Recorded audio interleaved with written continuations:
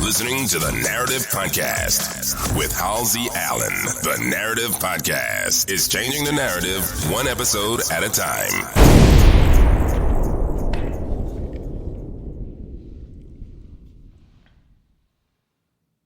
Hey everybody,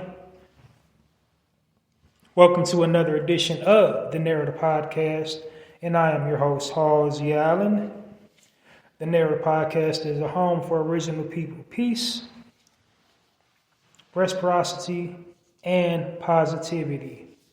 Welcome to the Narrative Podcast. Welcome all my narrators. Welcome anybody that's unfamiliar with me and my platform. Welcome to the Narrative Podcast. Glad you're tuning in right now. This is a live edition of the Narrative Podcast. I broadcast 2 times during the week, once during the weekday and once during the weekend. The weekend is the full episode of the Narrative Podcast.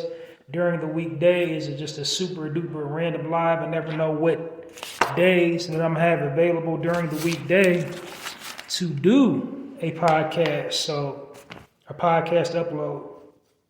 So if you're tuning in right now, count yourself fortunate, because this is just super duper random live. I never know when I'm going to upload during the weekday. But anyway, welcome to the Narrative Podcast. My narrators, my normal target listening audience, the people that tune in to my broadcast every single week, whether it's a live edition or a full edition of the Narrative Podcast. They already know about my format. They already know the demonstration, what the content is all about, and what I'm going to be sharing with the listeners this evening. But for all those that don't, I'll bring you up to speed, give you a quick overview of my podcast and my content before diving into the content of the Narrative Podcast. But before all that, I got some good news that happened. Just want to give a congratulatory round of applause for our sisters, Queen Latifah and Dionne Warwick. Has both received were both honored at the Kennedy Center Honors, and the Kennedy Center Honors is supposed to be like a really good, prestigious event honoring those in the entertainment industry. It's a real super big deal for Queen Latifah. She's the first female MC to ever be honored at the Kennedy Center Honors. I got to kind of stand up on my soapbox before I dive into walk you through a quick overview of my content before diving into the content this evening. But did you notice something at the Kennedy Center Honors when there was recognizing 2 of our sisters? Did you notice how the red carpet looked? It's at the White House. Did you notice the attire? They were fully clothed, no exposed cleavage. Wasn't getting a sneak peek at the goodie box, because that was supposed to be a prestigious event. Meanwhile, when we throw events within our community, we get all kinds of lewdness and degeneracy. So I just want you guys to soak that in. Like, look how beautiful and elegant Queen Latifah and Dionne Warwick was at the Kennedy Center Honors. And then just take a mental note how our award shows look, how our women are decked out in our award shows, honoring us on our platforms. What the red carpet looks like, what the attire looks like on the red carpet, what happens on the red carpet on our platforms. Just let that image resonate. But anyway, I just want to point out the differences. It's very important that we know the differences and be aware of the inherent agenda to desensitize our people to degeneracy by normalizing it. But anyway, without any further ado, join me into giving our two sisters that received that prestigious honor the warmest round of applause here on the Narrative Podcast. Congratulations, Queen Latifah. Congratulations, Dionne Warwick.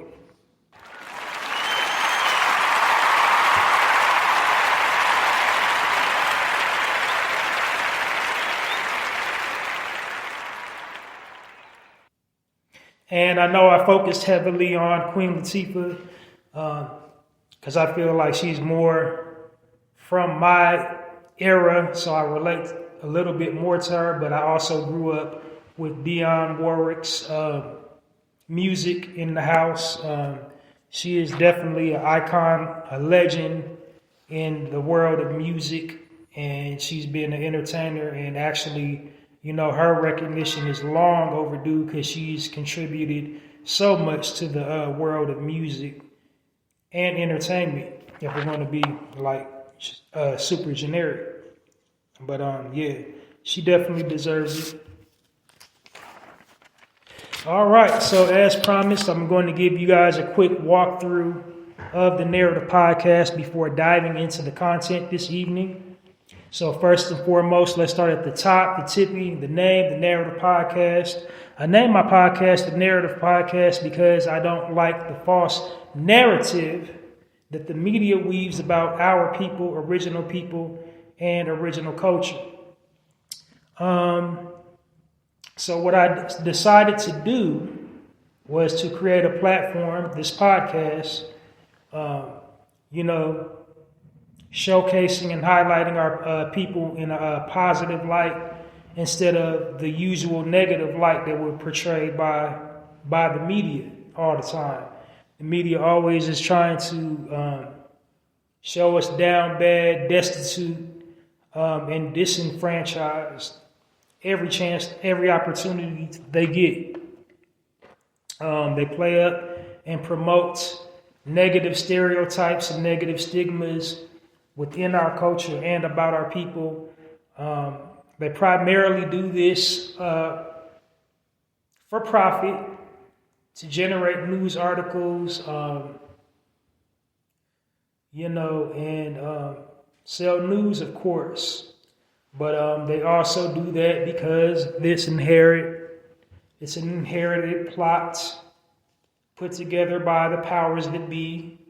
And anybody knows that whoever controls the media controls the minds of the people. So, yeah, the powers that be definitely control the media, and they want to warp our perceptions of ourselves and look at ourselves in a negative way by constantly bombarding us with these negative images of ourselves, engaging in lewd, degenerate acts, being financially destitute, being uneducated, living in poverty, being violent towards one another, angry towards one another. That's the number they do on us as a people.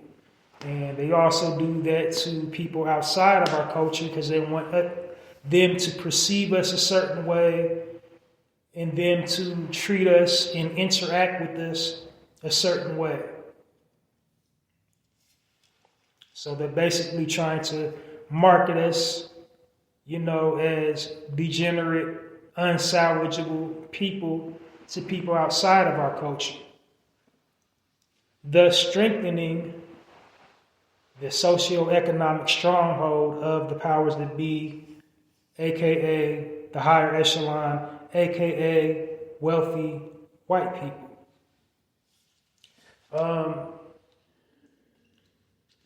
They do this to everybody, but they especially like doing it to our people because they are the most fearful of our people. They know our potential. They know everything that we bring to the table as a people, but most importantly, they know our history. And they're afraid of our history because they know their history as well. They know their history couldn't exist without our history.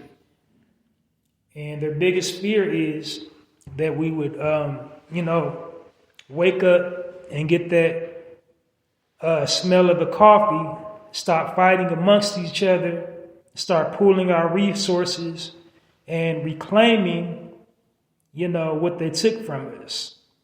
But it's not about reclaiming, what was stolen from us. It's about, being on equal footing with them.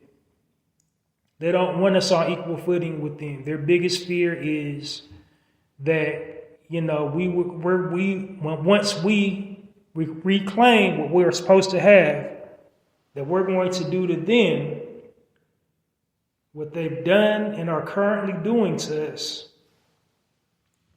But it's an ill-gotten fear because that's not in our people's nature. We don't have a history of violence. We don't have a history of creating systems that alienate everybody else. We don't have a history of isolating other people. We don't have a history of erasing other people's history. We don't have a history of, waging war on other civilization, spreading disease and famine and violence everywhere we go. That's not in our history, but that's in theirs. And they know that. So that's what they're fearful of, that we will expose that and everybody else will, stop respecting them and they'll no longer have their exclusive seats, air quotes, at the table.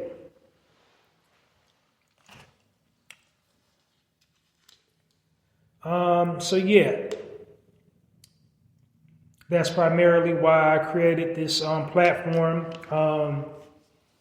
My primary objective is to spread awareness to all my listeners, especially my people, original people, of why it's so important to share positive content about our people and our culture. Because as I said, the media, they have a wicked, diabolical agenda. But at the core of it, it's just a business. And the first rule of business is supply and demand. See, we're living in the digital information age. We share everything online digitally. And these Fortune 500 companies, these media companies, this is how they collect all their statistical data that they use in order to create products. So basically, we're supplying them with all the data they need to misrepresent our people, because they go and look at what we're posting online, what we're clicking online, and they'll create products to accommodate this, what they perceive as a need for degeneracy. This explains, why we're misrepresented on television, in books, in movies, in the music, because they think that's how we want to be portrayed. They think that's how we want to be perceived. So, this is also why I call my target audience my narrators, because like I said, we're living in the digital information age. People associate you by the content that you're posting online. But, living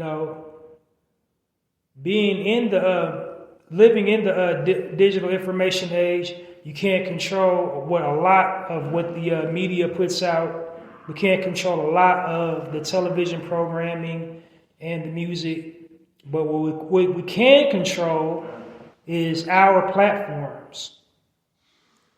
So why not responsibly use your platforms to make yourself the hero, where on other platforms you've been demonized and vilified?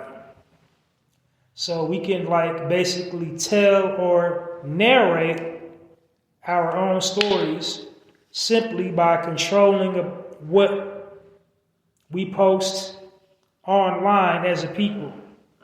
Because, that's how, these Fortune 500 companies perceive us. They think that, we want to be associated with gang culture, with gun culture, with pimp culture, whore culture, F-boy culture, F-girl culture, all this degenerate, low-life stuff based on what we're posting online. And they'll go create content to accommodate this need for the degeneracy. So it's not the end-all, be-all solution to it, but it is a solution. And we can kind of shift the tide, turn the tide, and shift the narrative. And, the people that's doing the content creating, they'll create content to accommodate the appetite of the consumer, of what we want to see. We want to, have content where we're, being portrayed and having a platform where we can discuss things intellectually. We can have stimulating intellectual conversations. We want to be portrayed as, leaders within our community, unifying and uniting with our people. We want to be perceived as having a strong family structure. Being proactive when it comes to, our children, respecting our elders, moving in a proactive, dignified manner, navigating through life with a sense of urgency. Basically, just the opposite of how we're being portrayed on the media, which is, slow, dim-witted, violent, lazy. So we definitely don't want to keep on, feeding into these negative stereotypes and negative stigmas that the media places over our people. And we can control the narrative or shift the narrative simply by just controlling what we post as a people. Now, a disclaimer, my platform isn't about caring or seeking acceptance or approval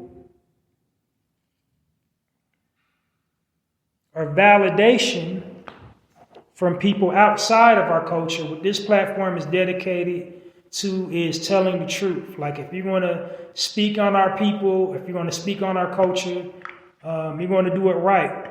Tell it from the perspective of that we're kings and queens, gods and goddesses of the universe. Tell that part. Don't just, play up all the negative things about our people and within our culture.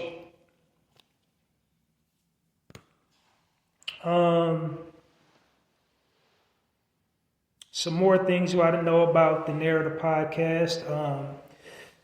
Basically, on this platform, I refer to our people as original people. And I do this not because I'm ashamed of being black. I think original describes us better as a people as opposed to black. First of all, the most basic reason is we were here first, so it's more historically accurate. We were here first on this planet thousands of years before every other civilization. Our existence on this planet predates all religious tract. It predates the Holy Bible. It predates the Holy Quran. It predates, all recorded information about, human existence. So basically, in essence, we was here first. So we are the original blueprints for humanity. Also, just a sidebar, we were here before everybody else, so naturally, scientifically, it stands to reason we was inhabiting all other, corners of the globe before everybody else, and contrary to all unpopular belief, we didn't get there via slave boats.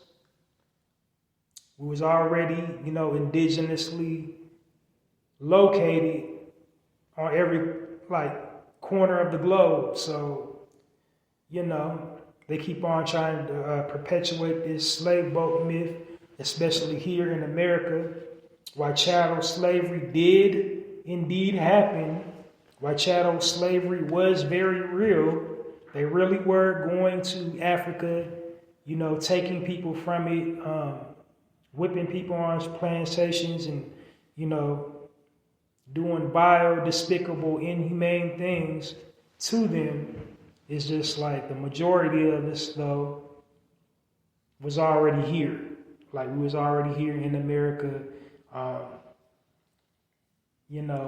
that didn't stop them from putting the ones that was already here on plantations as well. But, that's a whole different, other nut to crack. But basically, that's my logic for referring to our people as original people. And then also, it unifies us as a people because, everybody outside of our culture, they lump us together as just one people. They don't care where we're at in the globe. They just call us black. So it doesn't matter if you're from the islands. It don't matter if you're from Jamaica. If you don't matter from, if you're from Haiti, if you're from, wherever. Whatever language we speak, whether you speak French, whether you speak, Spanish, Portuguese, whatever. If, everybody else just calls you black. So I think we as a people need to take that same energy and refer to ourselves as original people because that unifies us as a people. Because despite all of our differences, all our cultural differences, all our religious differences, all our political differences, all our geographical differences, the one thing that we all have in common is that we can all trace our lineage back to the original point of origin for all mankind. So, for that reason, I try to refer to our people as original people as often as possible.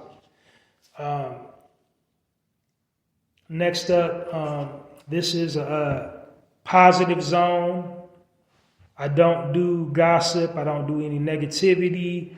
I don't do rumors. Like, my sole purpose in this space is to uplift and edify our people by providing positive frames of reference. As a matter of fact, that's a perfect segue to my tagline, the Narrator Podcast, changing the narrative one episode at a time by destroying negative stereotypes about original people and original culture. How do I destroy the negative stereotypes about our people and our culture? By providing positive frames of reference about our people and our culture. So that's entirely what the Narrator Podcast is all about. I'm providing the listeners with positive frames of reference about our people and our culture. I'm bringing awareness to the listener, especially if the listener is an original man or an original woman, of why it's important to utilize your platforms to, portray our people in a positive light.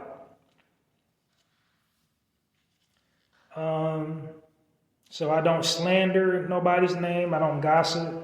I don't, kick dirt on a brother and sister's names. I try to discourage against that. As a matter of fact, also, if I bring up a famous person's name or a celebrity's name, it's really just to illustrate a point that I'm trying to make. And all the points that I try to make here on the Narrator Podcast is that, yes, we have our in-house issues. Yes, we need to take accountability for some stuff that happens within our community as a people. But here's why we do this. Here's why this behavior is, exists, why we do this, why we talk like this, why we act like this. I put it all through, I frame it up from the perspective of, we've been programmed and conditioned by the powers that be to carry on and conduct in this manner. So, and I usually use,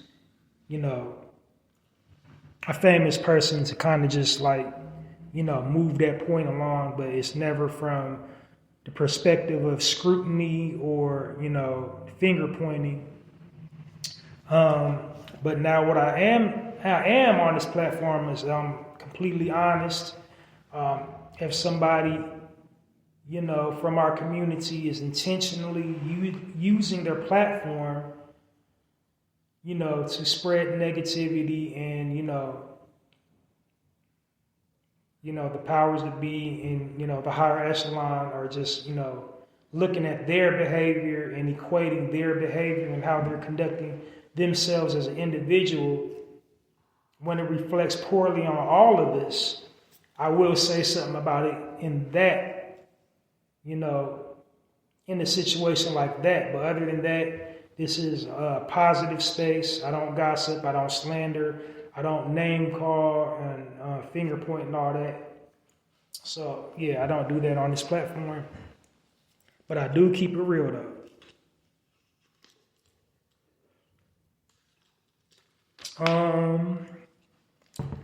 Few more misnomers. This is a time-sensitive podcast. I try not to exceed 1 hour. Delivering the content, and the reason why is because, number one, this is an audio platform. I'm not looking at you. You can't see me. I can't see you. This is just all audio. So the best way to keep you engaged and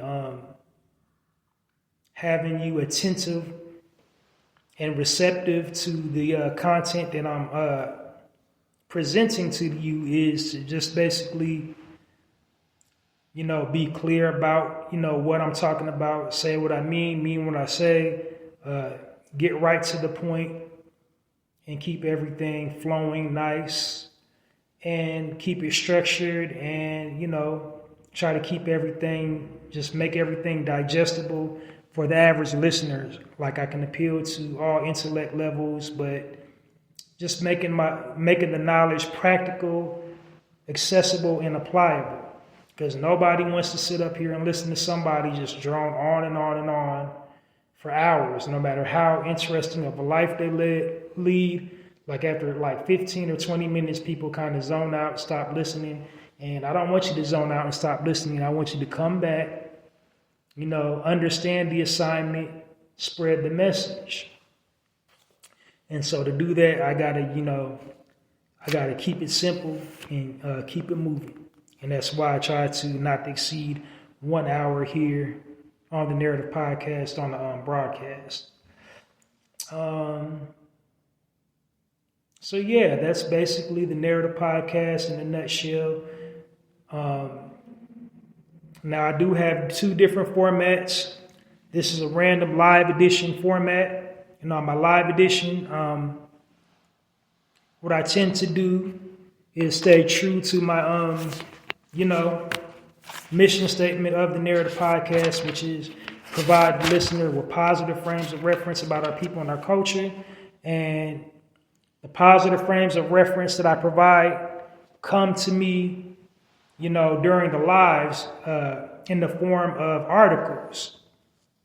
And I feel the need to share positive news articles because we're constantly being bombarded with negativity. We're constantly being showed bad news, constantly being shown images of us, negatively, are portraying us in a negative light, misrepresenting our images and our likenesses to, sell this, false narrative of us as a people. So, that's the reason why I share positive news articles to, provide the listening audience with the positive frame of reference that positive things do happen in our community. We are progressing. We are excelling. We all, achieve and overcome our surroundings. So, with the news articles, I'm giving you, positive frames of reference, showing people triumphing in the face of adversity, giving back to the community, being an example to the community. I'm just sharing positive, uplifting stories about our people.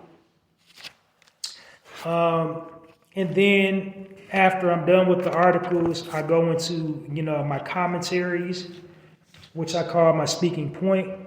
And it's just current event, current news, current topics, either happening globally or specifically within our community. And the purpose of me doing that is to control the narrative, because the media have us looking and sounding crazy. So we already know the agenda. We already know why they do that. When I deliver my commentary, I'm just unpacking it from our perspective, what that means for us as a people, and, just unpacking it through our lens. So that's what I got up for you tonight, this evening on the Narrative Podcast. I got some positive news articles, and I got some commentary about a few things happening around the globe. Like I said, my format is different for my live broadcast of the Narrative Podcast as opposed to my weekend format. My weekend format is slightly different. It's slightly longer. I got about 6 or 7 sections, speaking points, and, I divvy them up. I got sections, and I walk you through the section, what each section is about. But each section is timed on the weekends, but that's the only big difference between, weekday and weekend is, the format.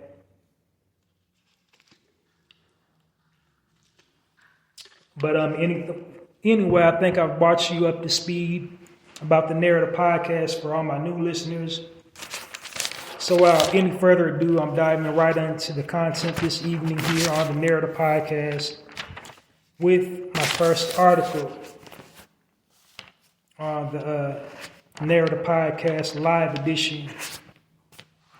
This, what is it? Today's Thursday. So yeah, we're over the hump. Over hump day. So without any further ado, let's get into it. So up first, my first article here on the Narrator podcast article reads, 12-year-old created TV show filled blessing bags for the homeless and purchased healthcare insurance for 3,500 children in Ghana. And the young brother's name is Nicholas Buma. He is executive. He's written and executive produced a show called Nick's House. He is also the author of many books. And so he has, at that age, at 12 years old, he wears a lot of hats. So he's like a philanthropist as well, writer, author, producer. And believe it or not, his journey just started with a simple compliment from a teacher. A teacher was impressed with his vocabulary, and she wanted to know the thought process behind that. He obliged her. He articulated it in words. Why he, uses his vocabulary. And from there, he just started writing books. And after, of course, his books, he started platforming and doing other things. And among the things, it was, his television show. And then also to give back to the needy. So you can go follow this young brother on all social media platforms. He's active on, Facebook, Instagram, and X, formerly Twitter. His name, I believe he's at Nicholas Buma on all of them. So, go follow that young brother, encourage him in his journey, and support him in his journey because, people like that, as the song says, Cassius Clay, a.k.a. Muhammad Ali, our children are the future. And so, this young brother is definitely going down the right path in life, despite all these negative images, stigmas, stereotypes that's being shown to him. So, let's clap it up for young Nicholas Buma.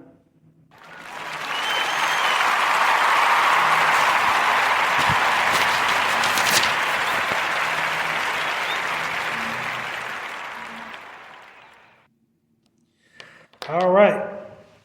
Next article here on the Narrator podcast. The headline reads, Black entrepreneur opens drug rehab center facility in his hometown of St. Louis.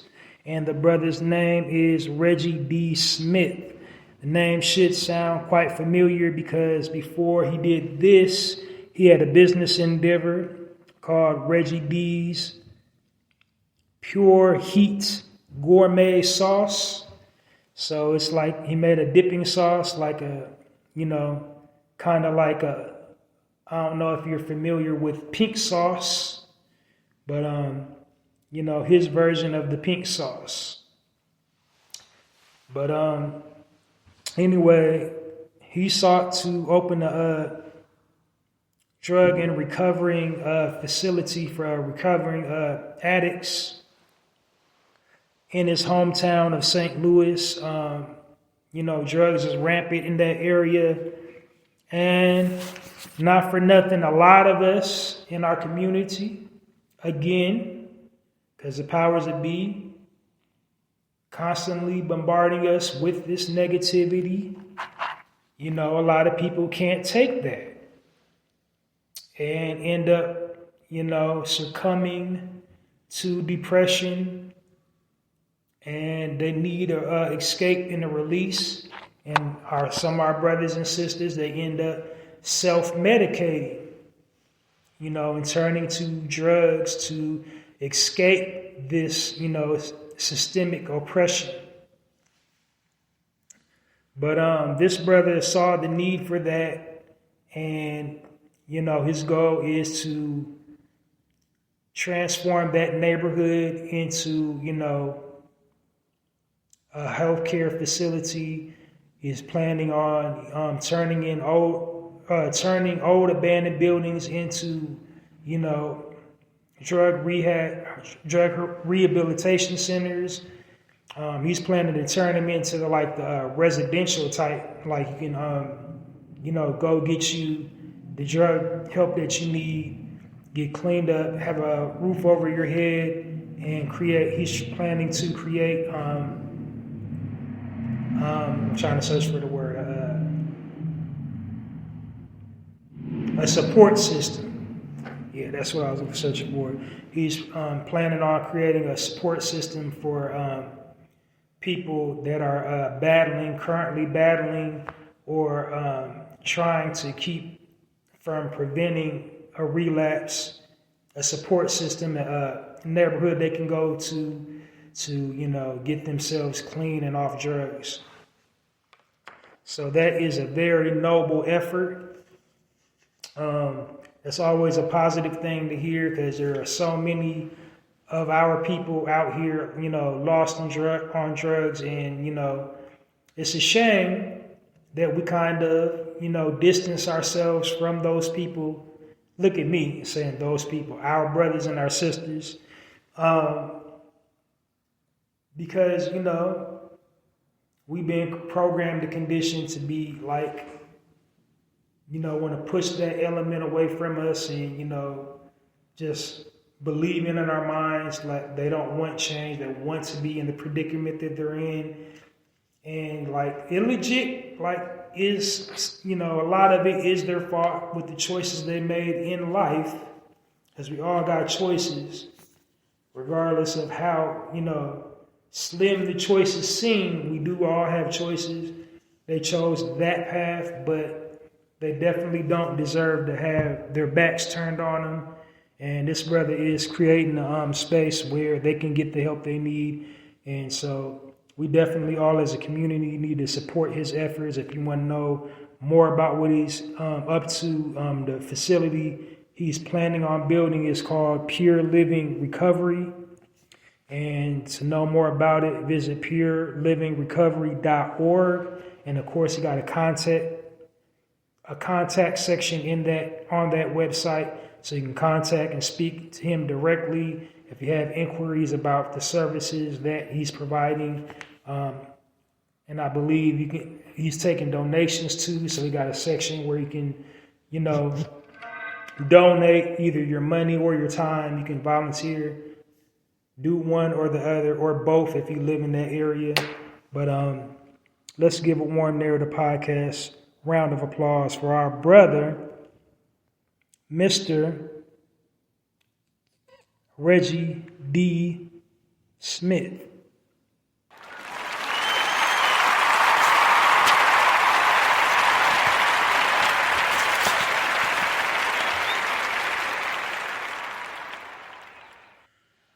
All right, moving right along. This is the last article for this evening here on the Narrative Podcast.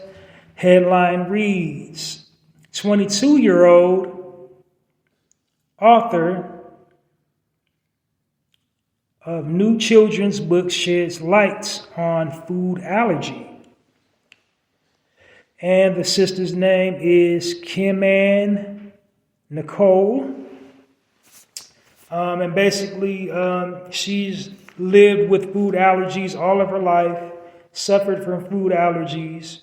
And so she wanted to, provide assistance and create a safe place for people that live with food allergies. And she created a book series where she's, breaking it down from a child's level about, people who have severe food allergies. And so food allergies, legit, just going off on a little side tangent, most of the food allergies people suffer from are due to eating processed foods. So it's really rare that people who, incorporate whole foods into their diet, whole foods, not the Whole Foods market. I'm talking about like organically grown vegetable and fruit. They rarely have allergies. This is like people that eat the processed food, the processed grain, the snacks, the cookies, the cakes, the crackers, the chips, pop, and all that. Anything produced in a manufacturing plant, suffer from allergies and, patchy, itchy skin, upper respiratory problems, breaking out in hives, all that. But this is, that book series is basically chronicling her journey as being a sufferer of food allergies. She got the funding to write her book series through two organizations. One is called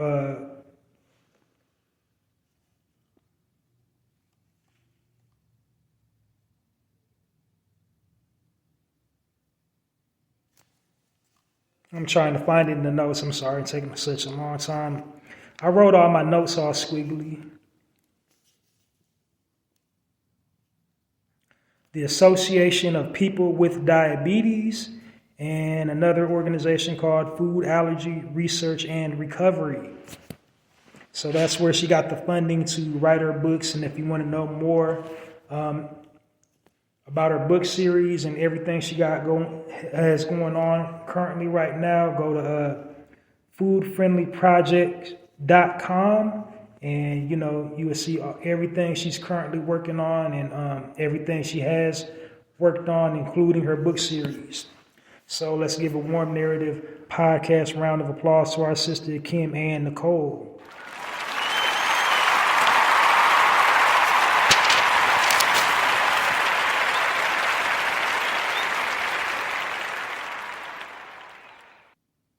All right, so we're done with the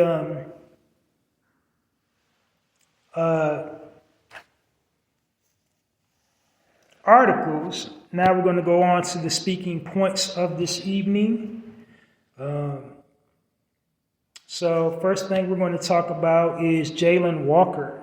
So if you're not familiar with Jalen Walker, he is a brother that got shot to death in, I believe it was Anchorage, Ohio. When I heard Anchorage, I immediately thought like Alaska, because there was Anchorage, Alaska, or Akron, Ohio. Let me check right quick. Is it Akron or Anchorage? Because there's Anchorage, Alaska. Let me see right quick where it was at.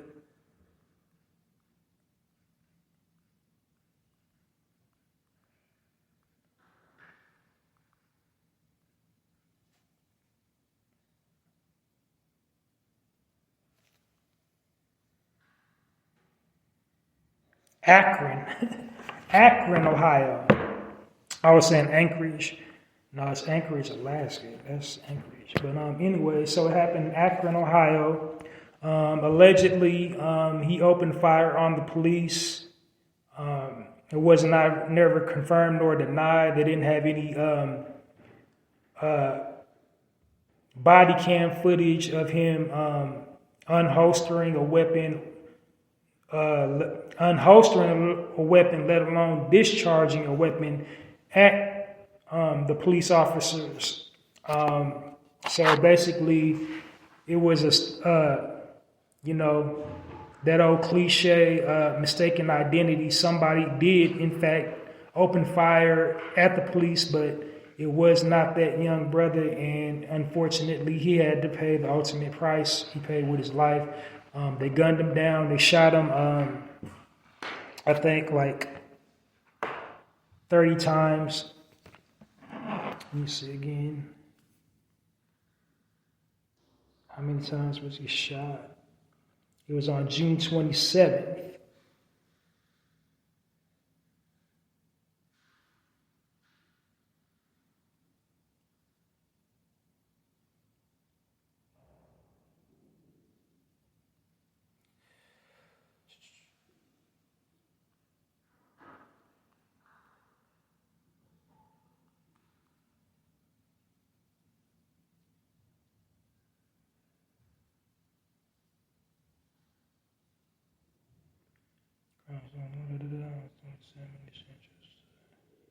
So it was a basic routine traffic stop with a broken license plate, according to the police. They say he drove away and they pursued chase.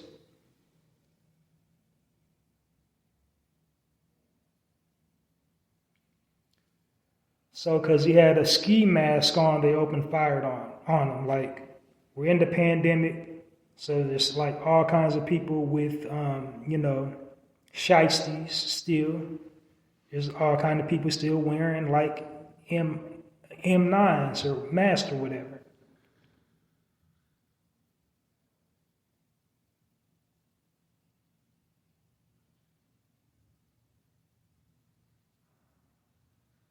"94 shots were fired. They shot out of 94, 46.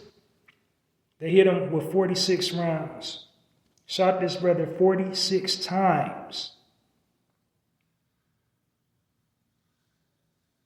So there was no body cam footage of him opening fire on them.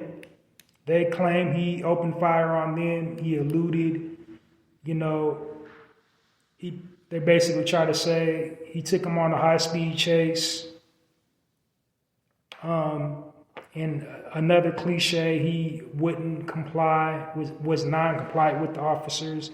And so that's what the police chief of that area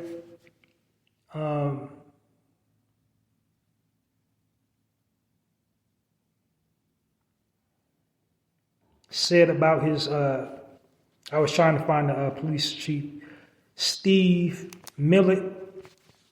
He released a statement saying basically it was by the book, it was all routine, there was no,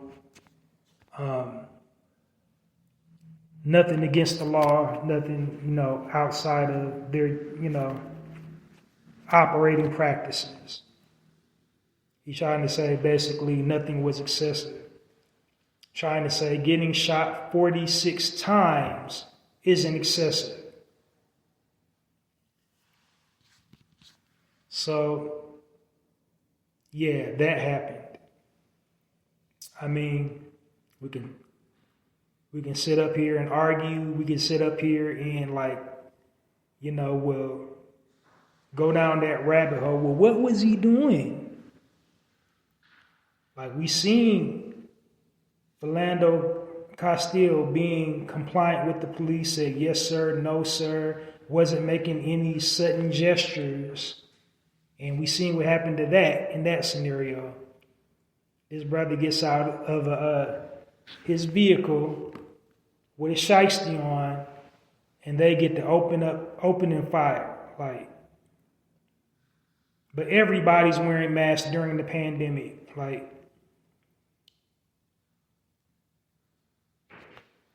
So, yeah. While we sitting up there worried about celebrities, this type of stuff's happening. That's all I want to just touch on. I can't really add on to anything that we don't already know as a people why that happened. Which brings me to my next one. It just recently happened on December 2nd. In Alabama, a brother got tased.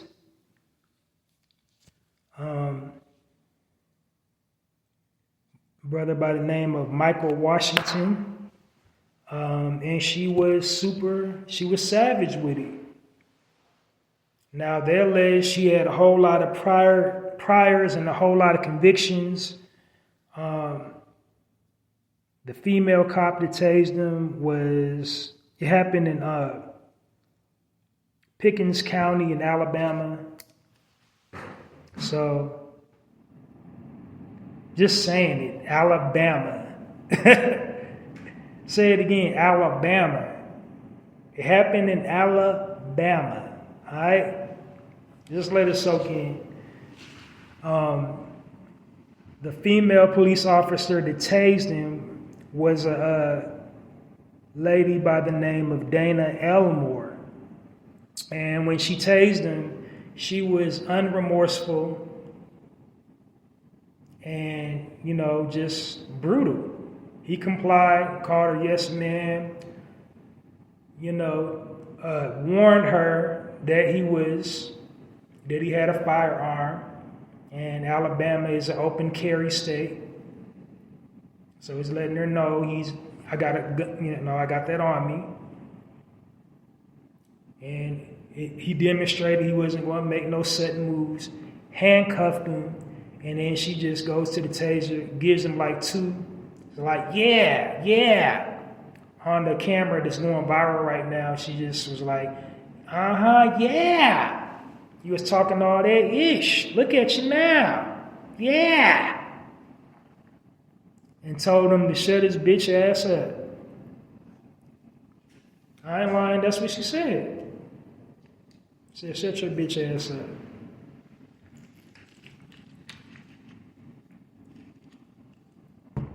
And the brother was crying. So I don't know if you've ever been tased. Tased does not feel good. It does not feel good. It's not funny. It's like, it's going to make you lose, depending on how close in proximity they are to you. You can lose control of your bodily functions, like you're on pee or poop on yourself if you get tased really super duper close.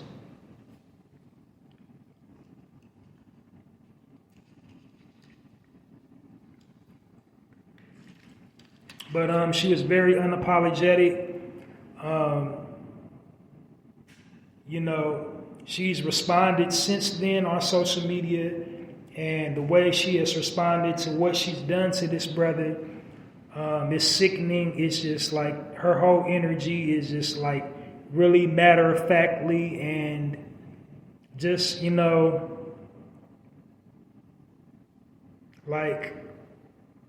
sadistic. She really got her rocks off being in that position to, denigrate an original man. See, this goes all the way back to, this is why, when Caucasian people asked us why we can't get over slavery, because slavery never got abolished, that's why we can't get over it. Because she has the mind of a overseer, a police officer, overseer. So in case you didn't know, my Caucasian listeners, the incarnation of law enforcement that is in this country, in the United States of America, it started with the slave patrol. The formation of the slave patrol, and their primary objective was to hunt renegade runaway slaves. And in doing so, they would stop, air quotes, quote unquote, free slaves, or, slaves who had permission to leave the plantation that day. They would stop them and ask them for their identification, their papers. Where are you going, boy? Let me see your papers. Now fast forward modern day. Hey, I never seen you around here. Can I get your license and registration? You got some identification on you? They just don't throw the boy in there. But you see the parallels of why we can't let slavery go?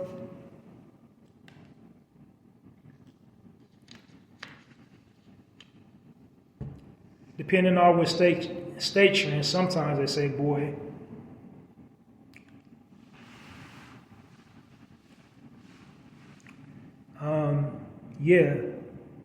I'm gonna go on another quick little tangent. So I said way back, I believe in the month of August,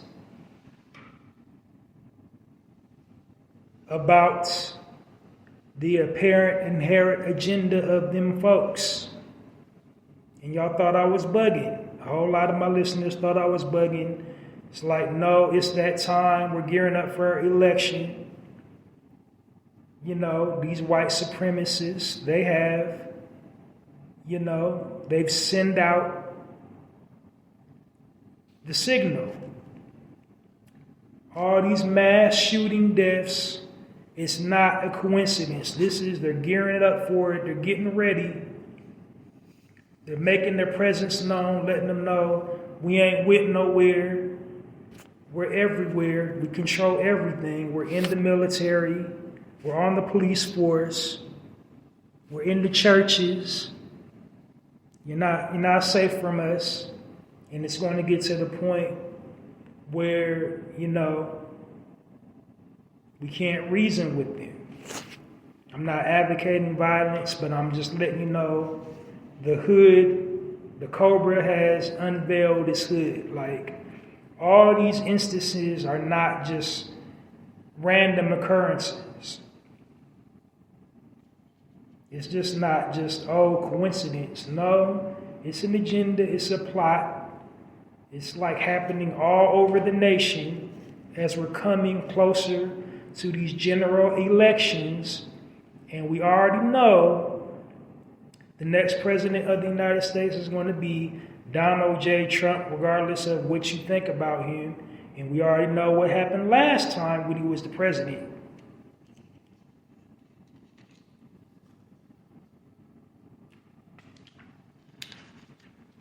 And I'm not endorsing him at all. I'm speaking facts. He's going to be the next president. Like even Stevie Wonder can see that.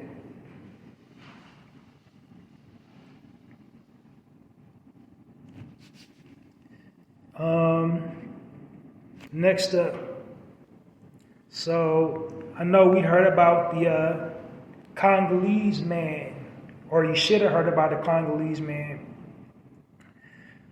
What's happening over there in the Congo, which is basically more slavery. Colonizers are still coming over there. Among the colonizers is the good old US of A, going to Africa, specifically in the Congo region, stripping all the natural resources, the gold, the diamonds, but specifically the cobalt. And why is cobalt so important? Because it's the key element in technology. It's in like everything, in all electronic devices, all cell phones, all computers, all tablets, all of them, you know, contain cobalt. That's the main element in all electronic devices these days. And it's a big scramble to get their hands on it. And so a brother from the Congo set himself on fire. I wouldn't have went through that extreme to get the point across, but it is extreme because people in the Congo area are being basically slaughtered for natural resources, basically living in tyrannical rule while we sitting over there talking about Palestine and the Ukraine. That's happening in Congo. They're going over there, stripping them of the natural resources, and basically, putting them under tyrannical rule and making them do it.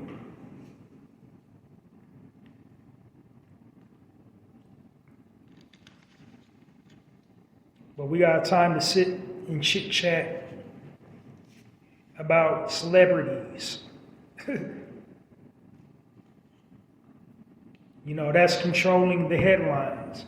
One specific celebrity right now that I'm probably not going to have time to get to, because I'm not going to say nothing but what I've already said anyway. But yeah.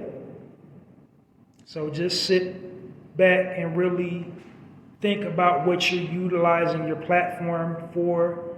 Like, it's okay to care and be compassionate about other people and things others are going through, but never forget who you are in the process. You're an original man, you're an original woman. Everybody else, they click and gravitate towards their own people in times of crisis.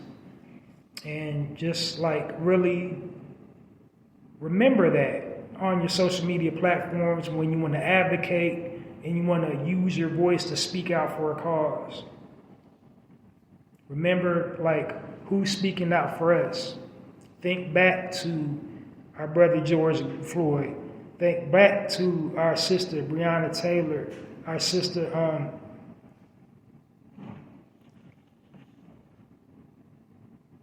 her name's escaping me right now. But all our brothers and sisters slain by the police, all our sisters just went around missing, and who advocates and uses their voice for them. Just remember that. Sandra Bland, I'm sorry. I was drawing a blank. I couldn't remember her name. Remember our sister Sandra Bland. But it's definitely going down in the Congo. They're definitely trying to distract us with this brick stuff. But that's what's going on right now, a scramble for the natural resources, trying to control the cobalt. And all the cobalt is coming out of Africa in the Congo region.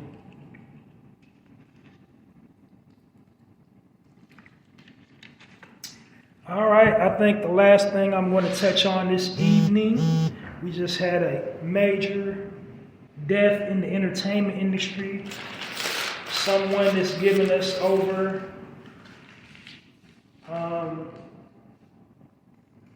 I would say 3 decades of television programming. TV producer Norman Lear has just passed away.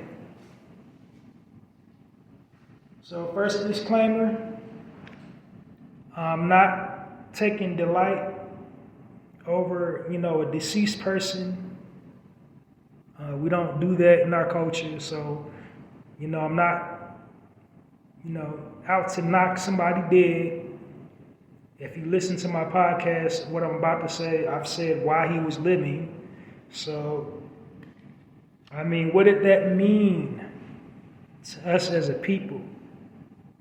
So like I started out, when I was breaking down the synopsis of the Narrative podcast,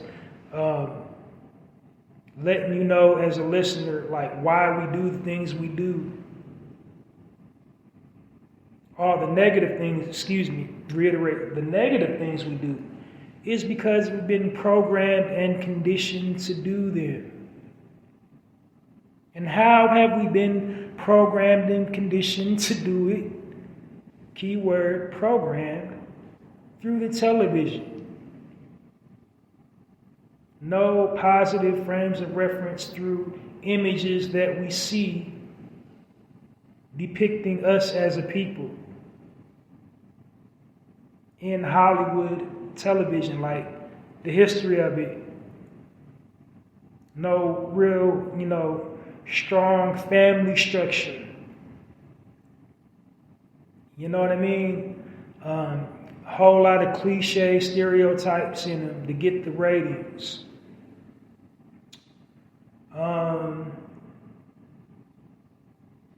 So like I said, I'm not knocking the man too hard. He has some really good television plots, but you can contrast,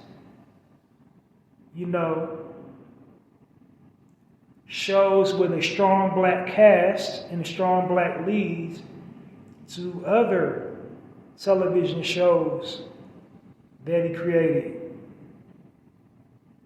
like Too Close for Comfort, Facts of Life, Maud, All in the Family,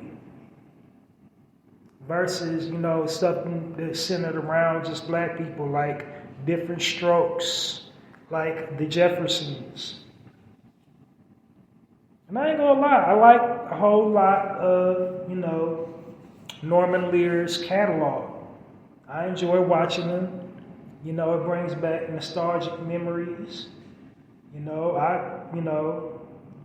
whole lot of them shows like my ish. I liked a whole lot of his programming. I liked, One Day at a Time. I liked Too Close for Comfort. I liked a lot of his stuff that he produced, but I didn't like the way he portrayed our people. And it was very hurtful how he portrayed our people.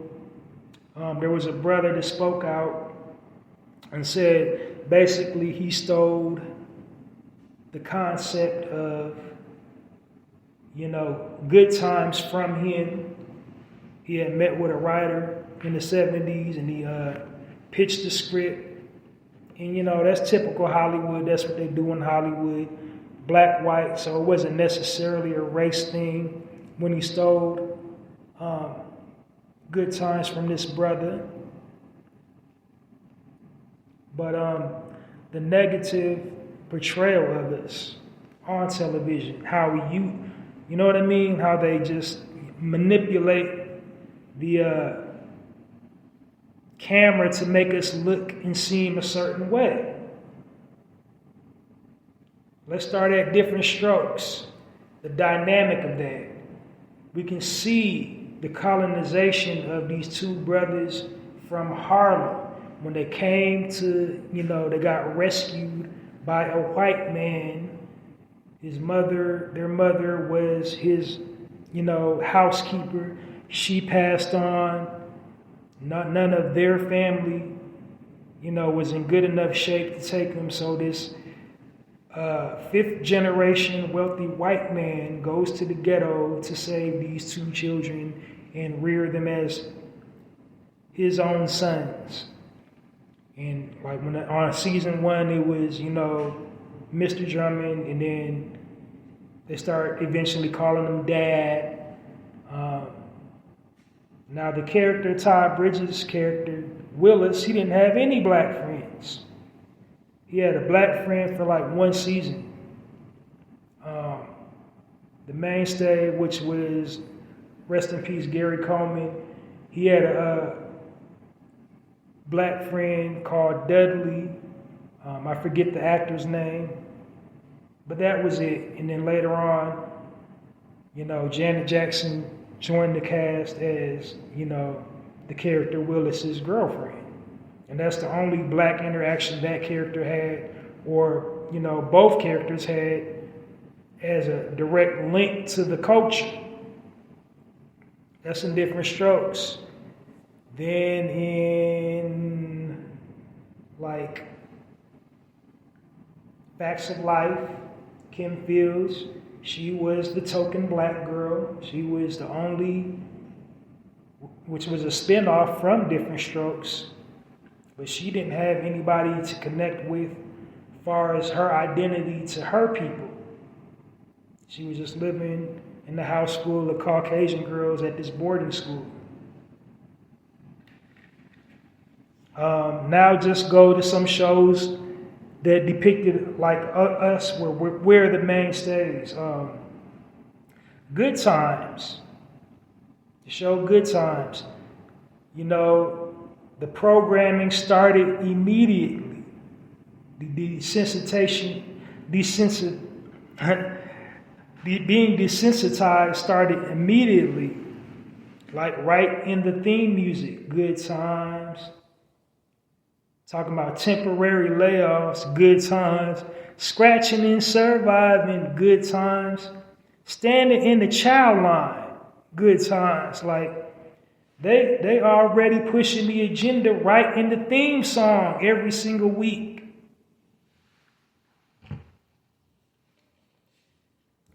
Now, the Jeffersons was a little bit better, because it was a spinoff. He was like Norman Lear was a king of spinoffs. Like the Jeffersons was, a spinoff from All in the Family. So he was well-to-do for himself. He owned his own dry cleaning business on All in the Family.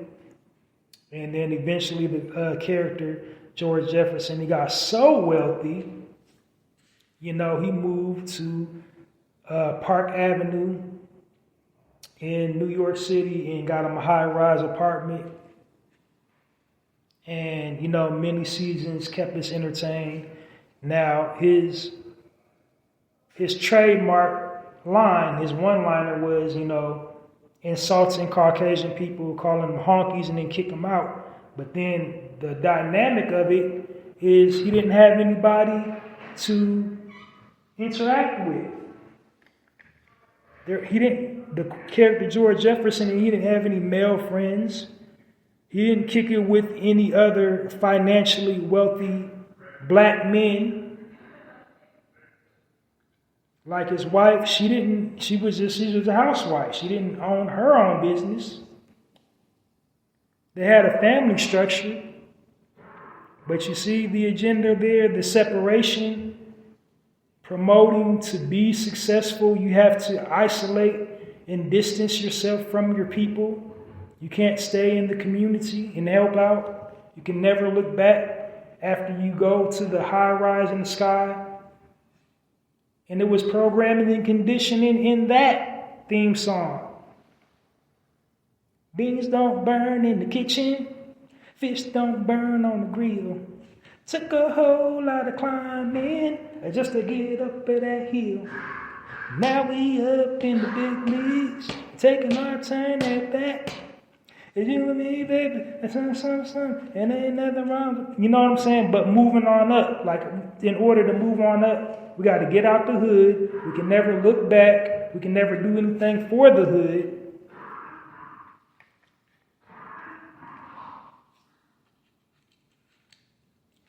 But and then finally with Good Times, he kept them poor. Nobody ever elevated financially. He kept them poor. They were sitting up in a 1-bedroom. I mean, like, what was it, like a 2-bedroom? Like Thelma had her own room, and then James and the wife, they was in the bedroom, and then Michael and JJ was in the pull-out in the front room. You see what I'm saying? They kept on perpetuating that image of never being able to get out. Everything was broke. It stunk in the hip, like they in the housing projects in Chicago. They killed James off, the strong, masculine black man that was teaching his sons how to be upright black men. They got rid of him. And initially, he wasn't going to give Esther Roll a husband. She said she introduced, in the old interview, she introduced America to the concept of the black man. She said she refused to do it if they didn't give her a husband. Because Good Times was a spinoff from Maude, because her character on Maude was a housekeeper. But, like I said, he was a very talented man, but also deviant and crafty with the television programming. Keyword, programming. But I guess eventually everybody got over their creative differences. When our sister Marla Gibbs got her, much-deserved star on the Hollywood Walk of Fame, Norman Lear was in attendance. He took a picture with her. So whatever, falling out they had, I guess it was water under the bridge, but, he tried it. We know what he did in concern to our people.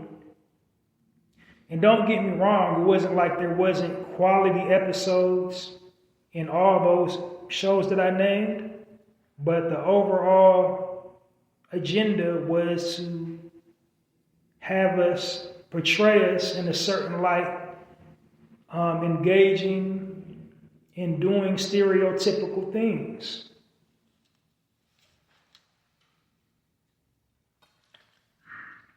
So, that was an era, like, I got mixed feelings. Like I said, the man was a genius, production, television genius, the way he unveiled characters, but like, just do the research for yourself. You can go right now, because like all Norman Lear's catalog is out right now since he passed, and do your own analysis and contrast,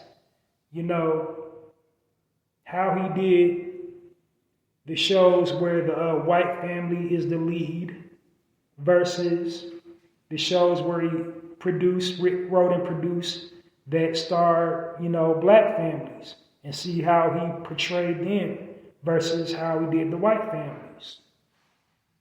Do your own analysis. Like, it ain't no lie.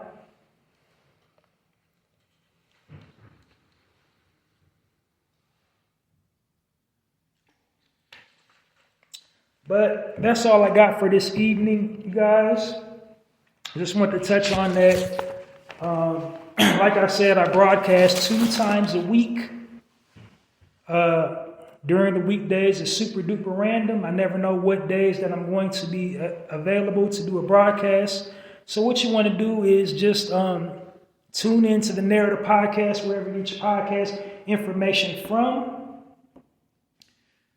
Download this episode and all previously recorded episodes of the Narrator podcast in order to prevent missing a live broadcast of the Narrator podcast. Follow me on YouTube or X, formerly known as Twitter, because this platform that I'm on broadcasts to both of those mediums. It broadcasts directly to YouTube and Twitter or X while I'm broadcasting live. So follow me on YouTube, and my username is Halsey Allen on YouTube, username Halsey Allen on Twitter, and you will never miss a live edition of the Narrative Podcast. You will always be informed. So if you follow me on YouTube, hit that subscription button, click your subscription bell, notification all. And on Twitter, I don't think they have notifications. I believe you will get notified when I'm broadcasting live on Twitter. But those 2 mediums, and you will be alerted every time that I'm live. But definitely tune in to me every single weekend, wherever you get your podcast from. I broadcast without fail almost every single weekend. If I ever do a weekend where I'm not available, something must have happened, something random came up. But usually, without fail, every single weekend, I'm here with a full episode of the Narrator Podcast. Now, my weekend format is a little bit different from my weekday format. My weekend format, I divvy it up into sections. Each section has a speaking point. But it's still, I try not to exceed 1 hour, but yeah, that's how it's different. I just have more sections on the weekend.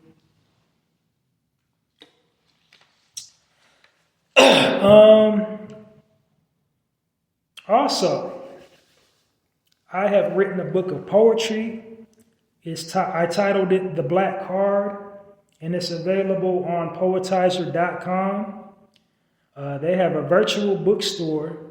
So head on over there to poetizer.com and purchase my book, The Black Card. The Black Card is a 30-page book of poetry.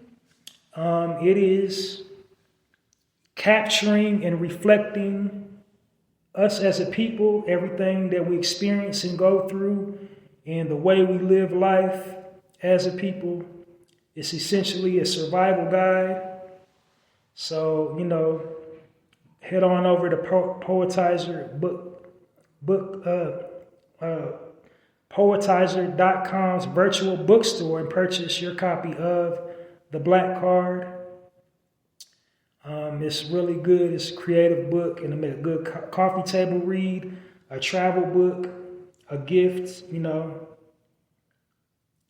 Go do yourself a favor and get it today. Go to poetizer.com and purchase my book, The Black Card. Purchase The Black Card today or get your Black Card revoked. Then also support my personal poetry blog on blogger.com. It's called Hallzies Poetry Corner. And what it is just basically a collection of poems that I write. I write poems spontaneously in the moment. I don't contemplate on the title, the subject, anything. Just whatever is going through my mind at that time is captured, digitally and uploaded. It's just super spontaneous poetry. If it was hip hop, rap, I guess you would call it a freestyle. But for anybody that likes poetry and wanting to get into it, go check that out. Hallzies Poetry Corner on blogger.com at www.mrhallziesblogs.com. And the way you support it is either share the link to Hallzies Poetry Corner on across all platforms, or share a poem featured on Hallzies Poetry Corner across all platforms.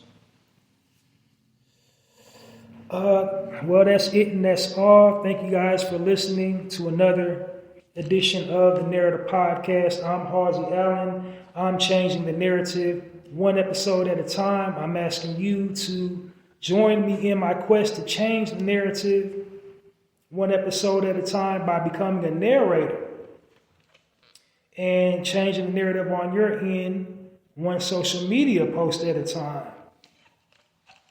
So next time, Halsey Allen and the Narrative Podcast signing off, and it's like that.